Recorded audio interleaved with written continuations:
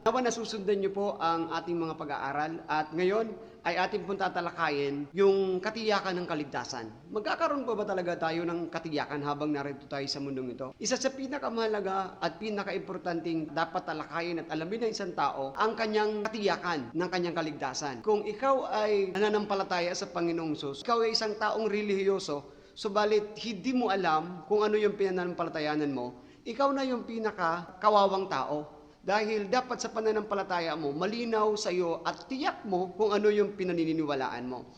Hindi dahil binalitaan ka lang, hindi dahil kwinentuhan ka lang, kailangan mayroong basihan at dapat mong pag-aralan kung yung sinasabi sa iyo ay totoo. Hindi yung kapag tinuruan ka lang, naniwala ka agad, huwag ganun. Kailangan saliksikin mo kung tama ba yung sinasabi. Kahit ako po, hinahamon kita, pag-aralan mo yung sinasabi ko. At pag naintindihan at naunawan mo at totoo yung sinasabi ko, manampalataya ka. Sapagkat itong ituturo ko ay sang-ayon sa salita ng Diyos. At pag-aralan mo para makatulong sa iyo na maunawaan mo na mayroong katiyakan ng kaligtasan, mayroong katiyakan ng buhay sa mundong ito. Paano natin matitiyak na tayo ay ligtas sa pagtanggap kay Jesus?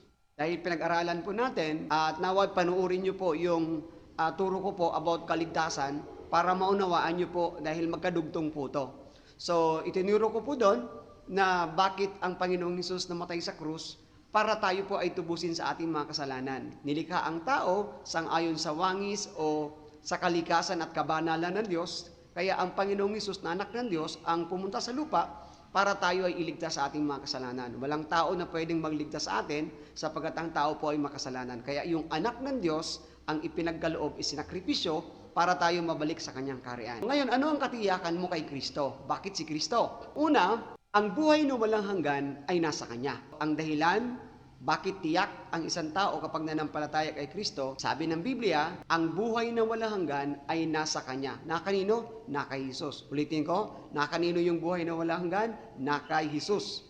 Tingnan po natin yung 1 John chapter 5 verse 11. Ito po ang sinasabi. At ito ang patutuo. Ipinagkaloob sa atin ng Diyos ang buhay na walang hanggan at ito'y makakamtan natin sa pamamagitan ng kanyang anak. Note, sa pamamagitan ng kanyang anak. Ang buhay na walang hanggan ay wala sa simbahan, nasa kanyang anak, na kay Jesus. Kaya kailangan tanggapin ang Panginoong Hesus dahil nasa kanya ang buhay na walang hanggan. Kapag ang tinanggap mo ang simbahan o iglesia, kapag ang iglesia lang ang tinanggap mo, ibig sabihin, yung iglesia, yung simbahan ang magliligtas sa iyo. Wala pong kaligtasan sa simbahan. Ang kaligtasan po at ang buhay na walang hanggan na kay Jesus. Lilinawin ko po, nasa kanyang anak, na kay Jesus. Ang tanong, ayon sa talata, nasaan daw ang buhay na walang hanggan?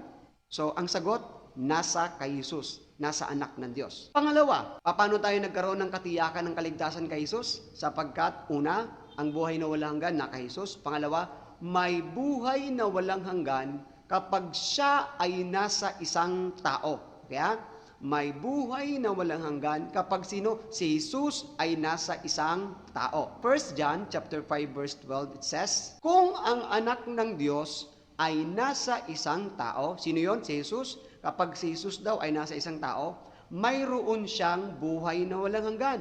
Note? Mayroong buhay na walang hanggan kapag nasa iyo si Jesus. Ito ang kasunod, pakinggan mo. Ngunit kung wala sa kanya ang anak ng Diyos, kapag wala sa iyo si Jesus, ang sabi ng Biblia, wala siyang buhay na walang hanggan. So napakalinaw, yung mayroong buhay na walang hanggan, yung tumanggap sa Panginoong Jesucristo. Kapag hindi ka tumanggap at nanampalataya sa Panginoong Jesucristo, klaro, wala kang buhay na walang hanggan. Bakit? Common sense, na kay Jesus ang buhay na walang hanggan. Wala po sa simbahan. Ano ang mayroon ka sa pagtanggap mo kay Jesus? Buhay na walang hanggan. Pangatlo, may buhay na walang hanggan kapag sumampalataya kay Jesus. So tingnan niyo po, ang hinihiling ng Diyos, pagsampalataya. Bakit? Siya po ang nagsakripisyo. Siya po ang gumawa ng kaligtasan. Kaya ang gagawin mo ay sumampalataya. Tanggapin. Naalala niyo po, sabi sa John chapter 1 verse 12, ngunit ang lahat ng tumanggap at nanalig sa Kanya ay binigyan ng karapatang maging anak ng Diyos. Ibig sabihin, kailangan po ng pananampalataya. Bakit? Tapos na po ang sakripisyo. Tapos na po ang sakripisyo sa cross. Kaya ang gagawin mo na lang manampalataya. Kanino? Sa anak ng Diyos na ibinigay ng Ama para sa kaligtasan po natin. In 1 John chapter 5 verse 13, ito pong sinasabi, isinusulat ko ito sa inyo upang malaman ninyo na kayong sumasampalataya sa anak ng Diyos ay may buhay na walang hanggan. So, nais ko pong ipaalam sa inyo o ipaalala sa inyo na ang tawag po sa Bible ay may dalawa pong bahagi, the Old Testament and New Testament. Testamento. Linawin po natin. O kasulatan. So, sabi ni John, isinusulat ko ito sa inyo na kasulatan para ipaalam sa inyo na lahat ng sumasampalataya kay Jesus ay may buhay na walang hanggan. Ang katibayan na tayo ay ligtas o tayo ay may buhay na walang hanggan, itong kasulatan na to. Sige, magbibigay ako ng halimbawa. Kung ikaw ay may-ari ng lupa at wala kang titulo sa lupa na tinitirhan, pwede kang palayasin? Hindi. Common sense. Pwede kang palayasin.